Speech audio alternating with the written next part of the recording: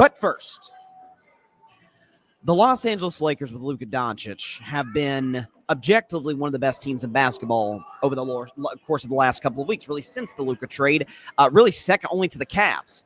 I think they're better than OKC. Cavs have been on an absolute roll. They just came back and beat Boston the other night. But the Lakers have been playing excellent basketball. And what's funny about it is we knew Luka Doncic was not going to be fully Luka when he returned from injury. He returned from injury off for basically a couple of months. And number two is that it's a new environment. Not only is it a new environment, it's a trade that shocked the entire NBA, including the man himself, Luka Doncic. Shocked LeBron, shocked Luka, shocked the entire NBA world outside of Nico Harrison and Rob Pelinka. And Luka, in turn, is giving you about 28, 8, and 6 on like 39% of the field. That's not Luka. He'll eventually, at some point, be in the next. I think we saw a little bit last night with the first half he had against the Clippers. I think we're going to start seeing the old Luka Doncic as he gets healthier, as he gets more comfortable in this environment now in LA. But the overwhelming majority, the bulk of the credit for what the Lakers have done over the last month, essentially, since this trade was made, goes to two men in particular. The first is LeBron James, who the MVP discussion, I think, is clearly a two-man race between SGA and Nikola Jokic. Now, the Jokic stuff has slowed down because Jokic hasn't been great, or at least as great as he has raised the bar to being. Shai Gilgeous-Alexander has been outstanding. The Thunder have been great. And SGA is going to win MVP. Jokic likely going to come in second. Is it outlandish to say LeBron James should not come in third place? Giannis' stats are better. Has Giannis, as great as Giannis is, has Giannis been more valuable? I'm big on that middle letter of that award. Has Giannis been as valuable as LeBron James? Has Donovan Mitchell, excellence he has been on a great collective, been as valuable as LeBron James? Jason Tatum has been fantastic. Again, to a greater degree than Donovan Mitchell, but to a degree, part of a collective. You watch this Lakers roster right now, post-AD trade. Now, they kept Dalton Connect, who obviously, was not moved for Mark Williams. Dalton Connect stays. Rui Hachimura's hurt.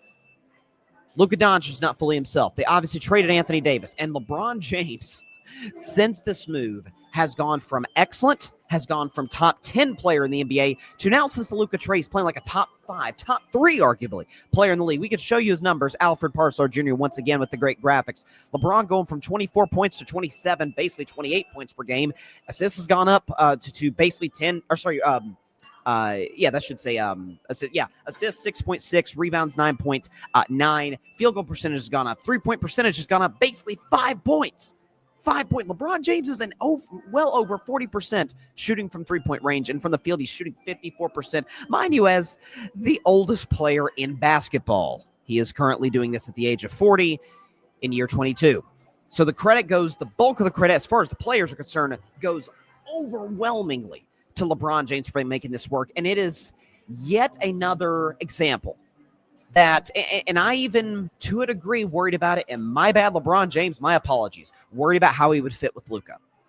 But when you look at LeBron's star to superstar teammates over the course of his career, they come in all different shapes and sizes, different positions, different games.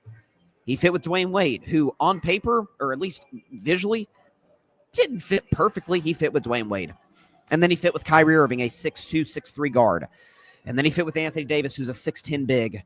And now he fits with Luka Doncic, who's a 6'7", 6'8" wing, who's a ball-centric, score-first guy. And LeBron fits with them. It's almost as if the guy with the highest basketball IQ in the history of the game, arguably either him or Magic Johnson, can work with literally any player out there, I guess except for Russell Westbrook, who didn't work with any superstar outside of Kevin Durant. Point of that being, GOAT debate aside, because I saw... Respect to Stephen A. Shannon Sharp, First Take, everybody. Can we just, and I talked about this last year at this point in the season, can we just curtail the GOAT debate until LeBron's done? Which I think is going to be next year, although the way LeBron's playing, it seems like it may not be for another 3 to 4 years. It's very Tom Brady-esque, where Brady's at the end, and I'm like, oh my God, is Tom still a top 3 quarterback his second to last year in the league? Was he still a top 10 quarterback his last year in the league? Yes and yes. And that's what LeBron is doing. He is playing right now like one of the 5 best players of planet Earth as the oldest player in the league, age 40. It is absurd what this guy is doing. So he deserves the credit. In terms of the roster, LeBron deserves the overwhelming majority of the credit for what the Lakers have been doing. The other guy who deserves the bulk of the credit is a guy who I thought was a good fit. I thought his detractors were too harsh. I thought his fans were too optimistic. I'm starting to think his fans might have been actually right on the money, at least to a certain degree. J.J. Redick. When this trade went down, Anthony Davis for Luka Doncic, I'd say the general consensus was, okay, this is I feel like 65 to 70% of people are like, oh yeah, the Lakers obviously won this trade. They stole Luka. It was a highway robbery, although Nico, I guess, just gave them the bag, if you were, to make that analogy. But we knew there would be a bad defense.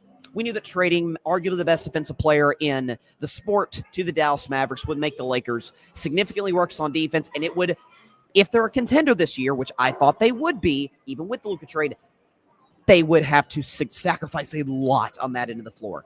Can we show you what the Lakers have been defensively since the Luka trade? It's shocking.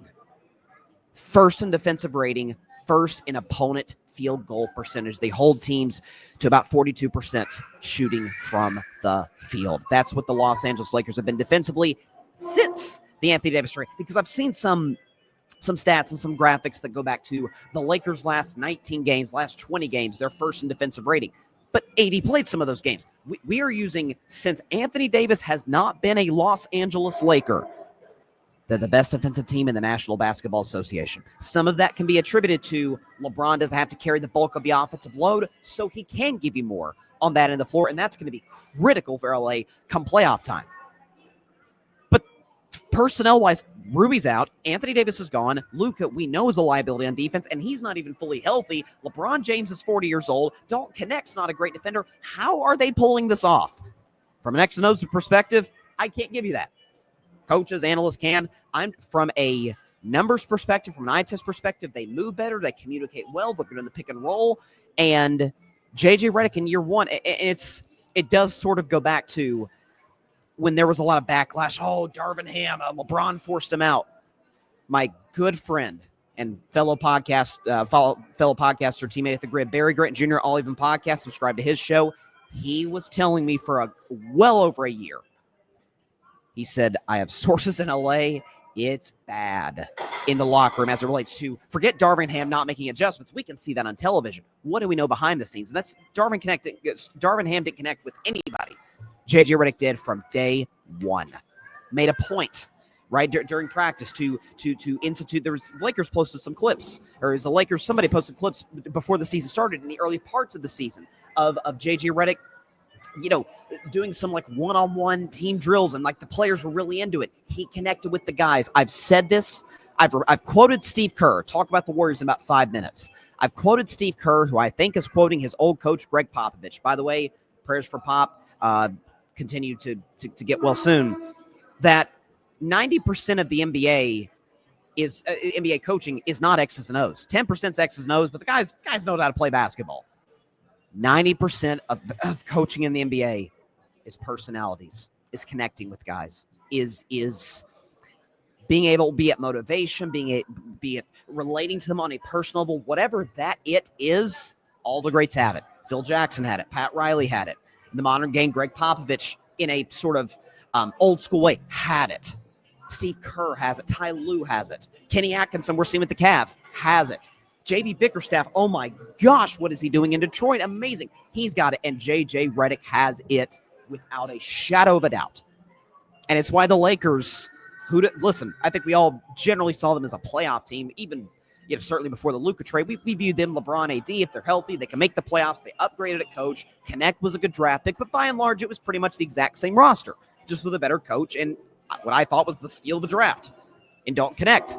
It'd be better to be a playoff team. I don't think any of us saw in early March 3rd, 2025, they would be the 2 seed in the Western Conference. They would be above a young, hotshot Memphis team in Houston, which has a promising future, and second only to OKC. OKC is going to run away with the 1 seed. We all know that. The Lakers, we'll see if they finish at 2, but if they do, Bickerstaff to me is still coach of the year because what the Pistons have done is shocking. JJ Redick's got to come in right on his heels in the second. Worst case scenario. And as for LeBron James, again, this is why I emphasize valuable on MVP. If I had to vote today, SGA is 1, Nikola Jokic is 2, LeBron James is number 3. What that guy has done at 40, he fits with every single superstar he's ever teamed up with. And as for JJ Redick, turning around the vibes schematically, they're incredibly, it's significantly better than what this team is, what this team was a year ago and the year before that with Darvin Ham. Shout out to I hate to say this, the Warriors fan, but shout out to what the Lakers have done. It has been remarkable to watch, and Luka's not even all the way back to being Luka yet. We saw flashes last night, first half against the Clippers.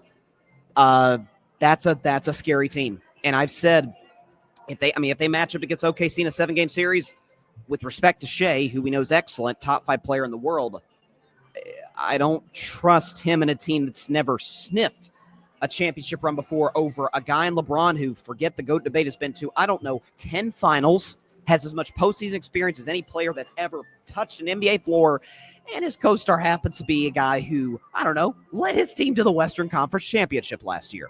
That's a scary team and can beat anybody in a 7-game series. There's no question about it. I just want to show this one more time. Then we'll get to the comments. I appreciate everybody chiming in. Please continue to do so throughout tonight's show. I still cannot fathom this graphic. LeBron doing what he's doing. I've at this point, why should we be surprised LeBron being great even as at this stage of his career? Since trading, this is why I asked Alfred to put in this graphic. Since trading AD for Luka, number 1 in defensive rating, number 1 in opponent field goal percentage. And by the way, obviously they've got the 3rd best record in the NBA. That is all coaching. Because personnel-wise, they should not be a good defense. And you mean to tell me they're the best defense? Unbelievable stuff by JJ Redick. Thanks so much for watching the show on YouTube, and be sure to go click that big red subscribe button and check out the other clips and full shows from Carving It Up Live, as well as our other incredible content creators here on the Grid Network.